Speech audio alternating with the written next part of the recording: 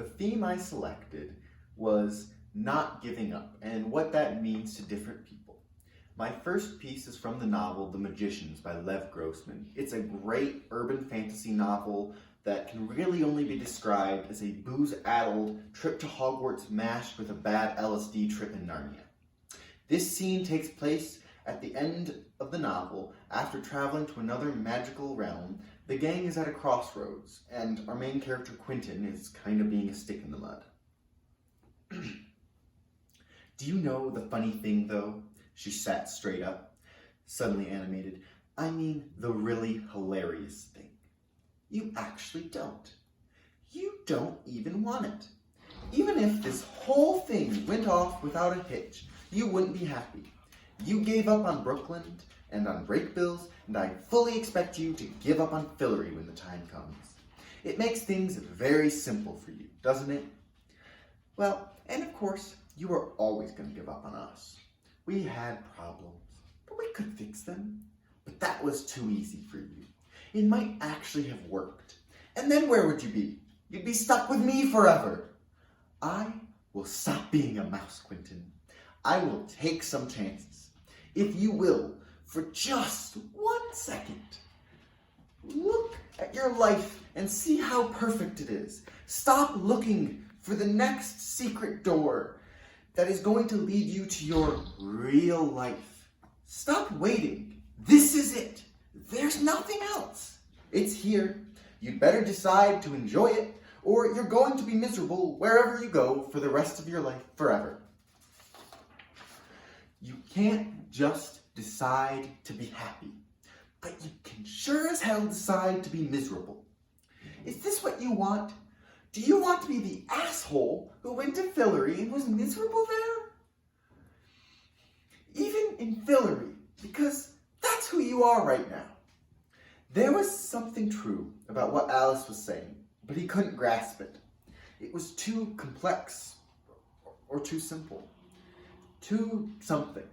He thought of that first week he spent at Break Bills, when he and Elliot had went sculling and then watched the other rowers, hunched and shivering into what Quentin was a warm summer day.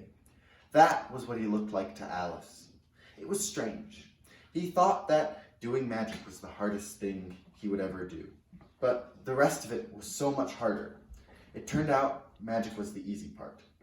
Quentin looked at the others. Alice was still watching him.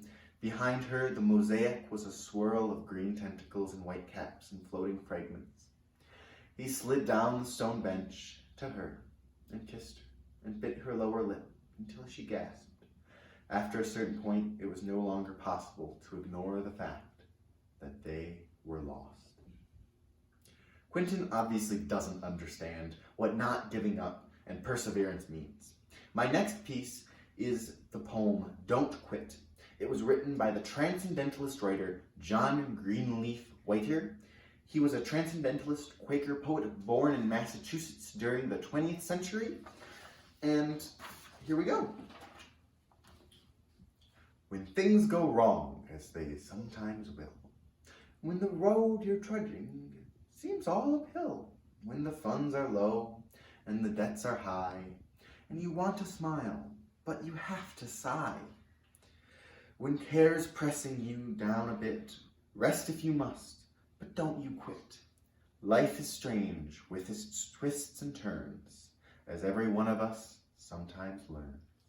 And many a failure comes about when he might have won had he stuck it out.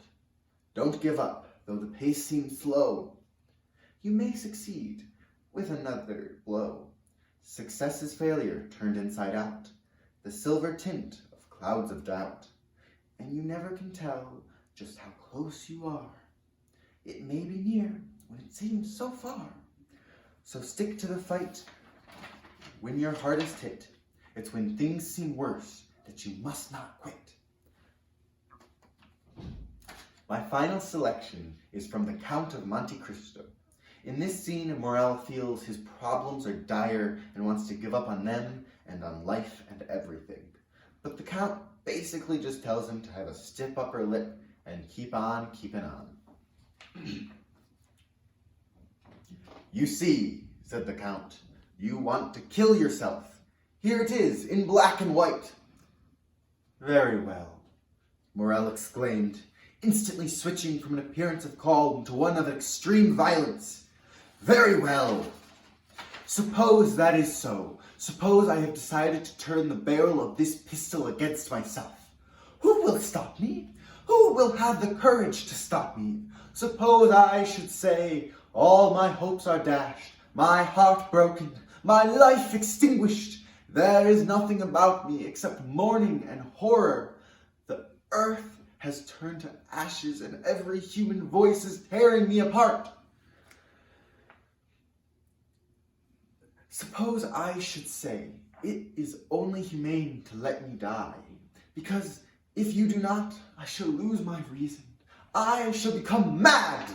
Tell me, monsieur, if I should say that, when it is seen that it is voiced with anguish and tears of my heart, will anyone answer me, you are wrong? Will anyone prevent me from being the most unhappy of creatures? Tell me, Count, would you have the courage to do so?